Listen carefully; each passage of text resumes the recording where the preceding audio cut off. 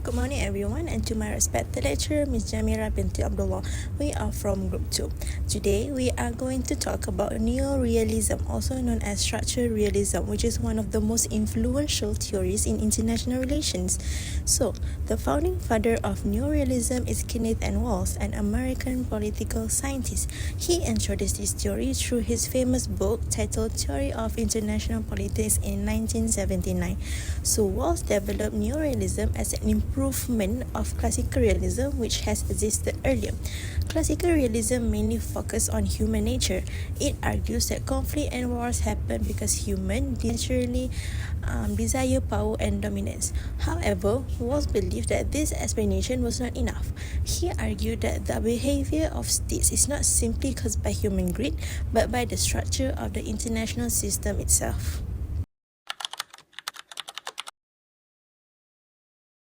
Okay, now let's look at the core engine of Neo-Realism. This theory says that three main factors explain why countries act the way they do on the global stage. These forces set Neo-Realism apart from all the theories. The first and the most important idea is anarchy. Simply put, this means there is no boss, there is no world government, no world police, and no higher authority above individual countries. Because there's no higher power to protect them, every country has to rely on itself. This situation is called the self-help system. If you can only rely on yourself, your security and survival must be your top priority. This is why the international system is competitive. We see this with great power rivals like the United States and China. They are constantly competing and building influence because they cannot afford to trust anyone else with their safety. The second factor is power and security. For Neo-Realists, the main goal is always security, and power is the tool used to achieve it. Countries care about how much power they have compared to their neighbors. This leads to the crucial concept of the balance of power. Countries are always trying to maintain a balance to prevent any one nation from becoming too dominant. If one country gets too strong, other countries will naturally form alliances or increase their own strength to balance against that threat. We see this dynamic with military development around the world. When countries like China build up their military, other countries view it as a threat. This prompts them to form new alliances or strengthen their own defense, which is the system trying to balance itself. Finally, we have the state-centric perspective. This means Neo-Realism uses a very focused lens. It only cares about the states, which is countries. States are seen as the only significant actors. The theory assumes that every state is a single rational actor. It's like a computer that calculates the best move for survival. Because of this focus on the state, the theory tends to ignore things inside the country, like its specific political system or the morality of its leaders. It also largely ignores non-state actors like the UN, the Red Cross, or global corporations, unless those groups directly affect major states' power. For example, when analyzing the Russia-Ukraine conflict, a Neo-Realist focus purely on the national interest and security calculation of the major countries involved, not on the non-state organization working there. To summarize, Neo-Realism explains state behavior by looking outside the country. Anarchy versus self-help, they use power to gain security and they act as a single calculating state.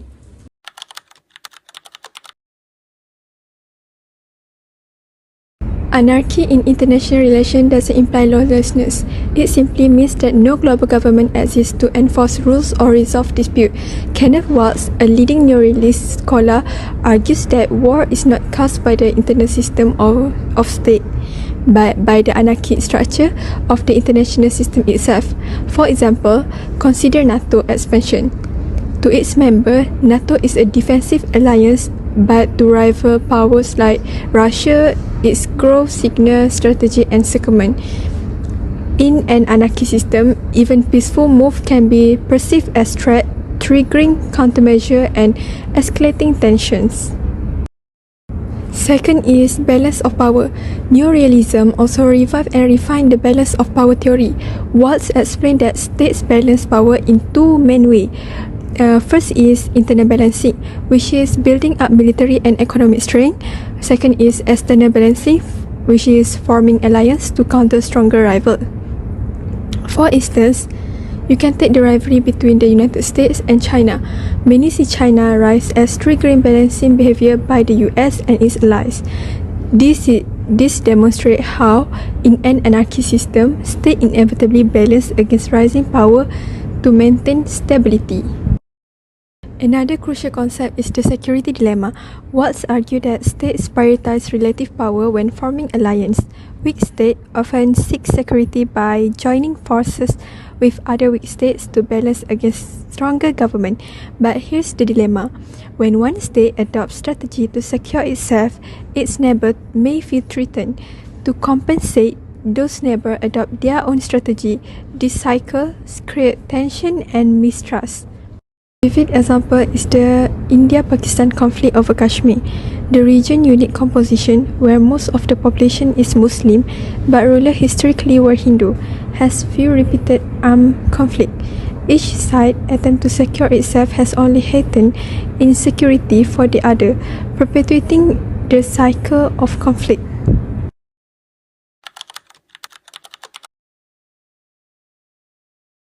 Now, advantage. Number one is emphasizes the importance of power and security in global politics.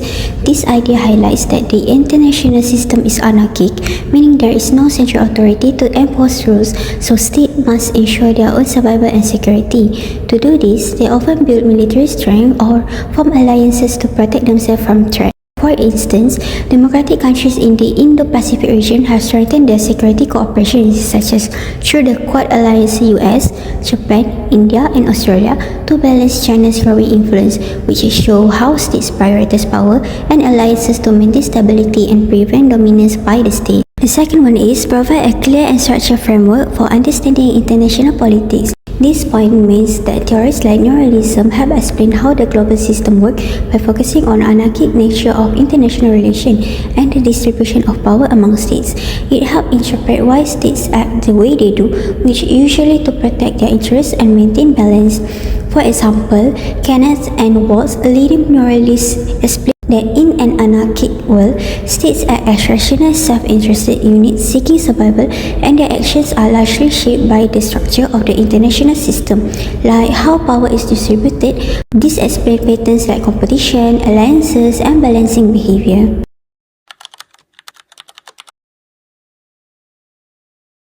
Next is the disadvantages. Number one is underestimates domestic politics. Neo-Realism focuses too much on international system and ignore how domestic factors like political institution, leadership, and public opinion influence foreign policy. It assumes all states behave similarly to ensure survival, but in reality, a country's internal politics can shape its action differently. For instance, democratic states often cooperate peacefully with other democracies but may act cautiously or aggressively toward authoritarian regimes. Neo-Realism cannot explain this difference because it assumes that all states, regardless of their internal system, act the same way in pursuit of power and security. In conclusion, Neo-Realism oversimplifies state behavior by ignoring the influence of domestic politics on foreign policy decisions. Number two is overlook non-state actor and international institutions. Neo-Realism is a state-centered theory that views states as the only meaningful actors in international relations. This approach fails to recognize the growing influence of non-state actors such as international organizations, NGOs, multinational corporations, and transnational movements. It also treats institutions merely as tools of powerful states rather than independent entities that can shape global cooperation and norms. For example, many states did not take climate change seriously until the United Nations UN released reports showing that human activity caused global warming and that collective action can mitigate it. This demonstrates how international institutions can influence state behavior and policy priorities, which is something Neo-Realism overlooks. In conclusion, Neo-Realism fails to capture the modern global reality where non-state actors and institutions play a vital role in shaping international outcomes.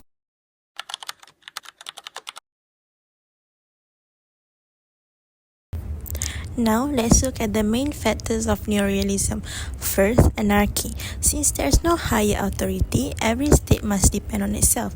This leads to constant competition and uncertainty. Second, power and security. States always seek to balance power to make sure that no other countries become too dominant. For example, the rivalry between the United States and China clearly reflects this balance of power dynamic. Third, state-centric view. Neo-Realism believes that states are the main actor in global politics, which non-state actors like international organizations or NGOs have limited influence.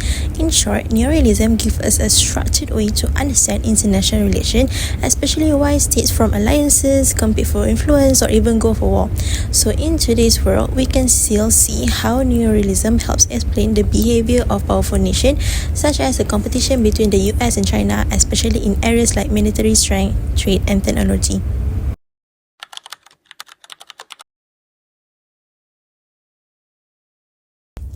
To conclude, Neo-Realism provides a clear and logical explanation of how the international system works. It shows that states act rationally and strategically, focusing on power and survival in an anarchic world. So the theory's main strength lies in its ability to expand conflict, alliances, and power competition among major states. However, it also has some limitation.